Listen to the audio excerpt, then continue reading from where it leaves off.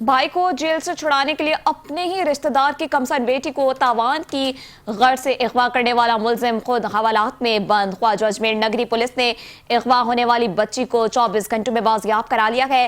مزید تفصیلات کے لیے ہم نے نمائندہ 5 نیوز بلاول ابڑو سے رابطہ کیا ہے۔ جی بلاول، کیا تفصیلات ہیں؟ آگاہ کیجیے گا۔ جی بالکل، آپ کو بتانا چلوں کہ خواجہ اجمیر نگری پولیس کی کارروائی کی ہے۔ کمسن بچی ریحانہ کو بازیاب کرا لیا گیا۔ 3 سالہ ریحانہ کو گزشتہ روز شاہنواز بھٹو کالونی سے اغوا کیا گیا تھا۔ 24 گھنٹے میں بچی کو بازیاب کرا دیا گیا ہے۔ بچی کو جو اغوا کرنے کی وجہ سے تاوان کے غرض سے رشتہ دار نے اغوا کیا تھا۔